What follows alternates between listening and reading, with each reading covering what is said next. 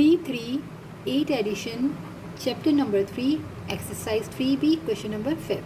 Solve each of the following equations. Part A.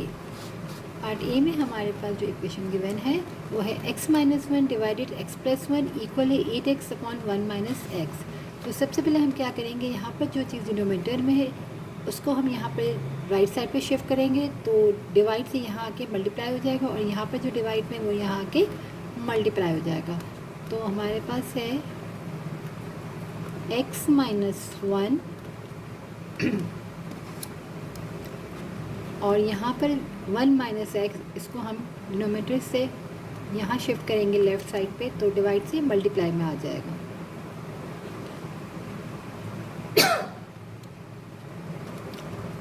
Eight x और यहाँ divide में है तो यहाँ आएगा तो मल्टीप्लाई में आ जाएगा x प्लस वन.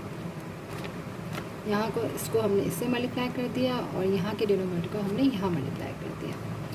अब हमारे पास यहाँ पर दो ब्रैकेट्स आपस में मल्टीप्लाई हो रहे हैं और यहाँ पर 8x मल्टीप्लाई हो रहा है x प्लस वन से. तो हम पहले ब्रैकेट्स को ओपन कर लेते हैं. तो पहले हम x से इस पूरे ब्रैकेट को मल्टीप्लाई करेंगे, तो x वन सा x plus minus minus x सा x स्क्वायर.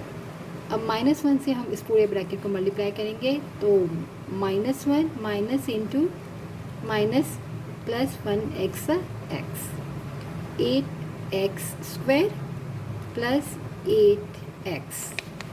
अब सबको हम क्या करेंगे, जो राइट साइड पे भी उसको हम लेफ़्ट पे शिफ्ट करेंगे, तो x minus x square minus x plus x minus 8x square minus 8x equal है 0 के.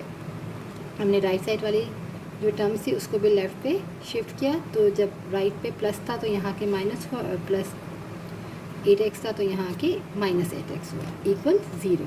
अब पावर स्क्वायर वाली टर्म को हम साथ लिख लेते हैं, अरेंज कर लेते हैं वेरिएबल्स को.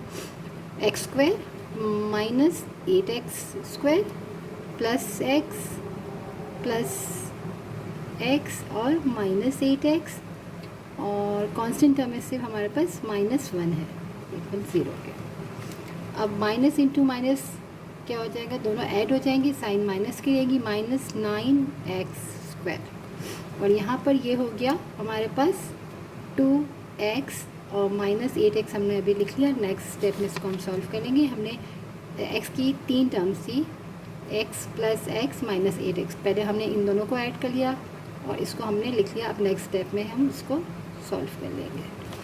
तो हो गया माइनस 9x, 8 में से 2 को माइनस किया तो हमारे पास हो गया 6x माइनस वन इक्वल है 0 के. अब हम यहाँ देखें तो नेगेटिव साइन को हम यहाँ से क्या करेंगे, कॉमन ले ले. तो जब हमने नेगेटिव साइन को कॉमन लिया तो 9x square plus 6x plus one equal है 0 के.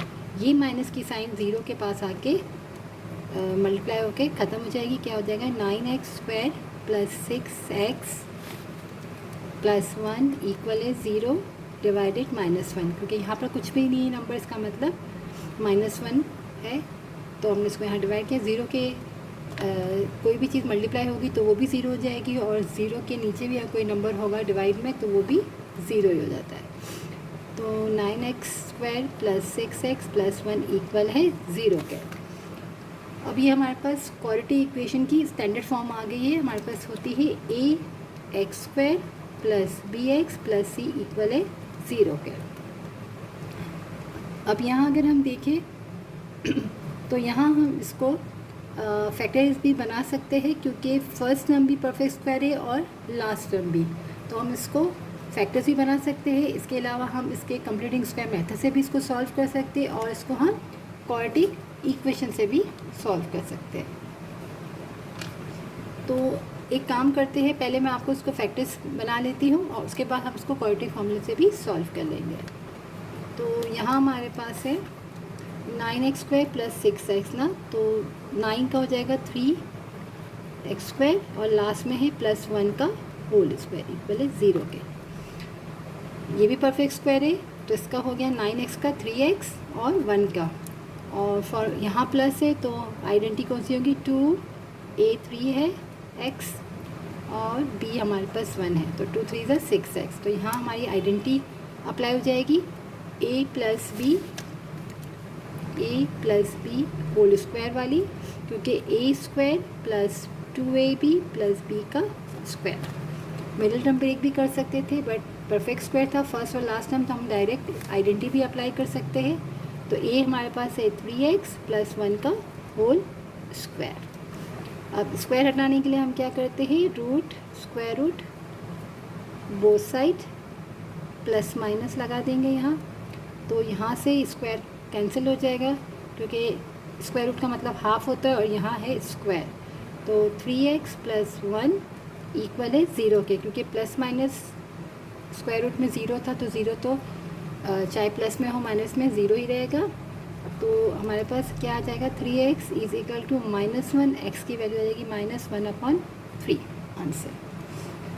तो ये हमने क्या किया, हमने फैक्टर्स बना लिए। अब इसी को हम क्या करते हैं, इस इक्वेशन में हम इसको क्वाड्रेटिक फॉर्मूले से भी सॉल्व करते हैं। क्वाड्रेटिक फार्मूला हमारे पास होता है x is equal to -b plus minus under root b square -4ac divided 2a।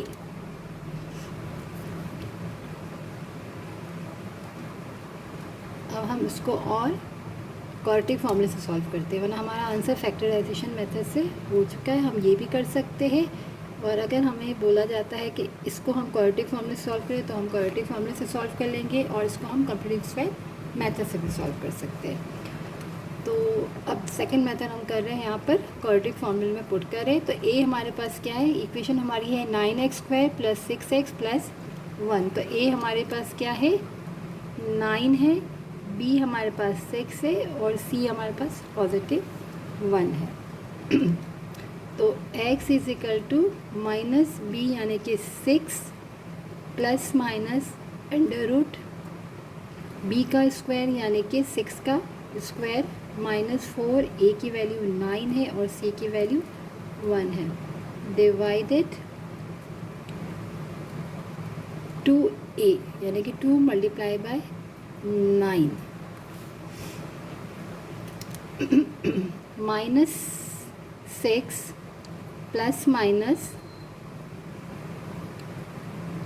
6 6 ज़ा 36 माइनस 4 9 ज़ा 36 डिवाइडेड 2 9 ज़ा 18।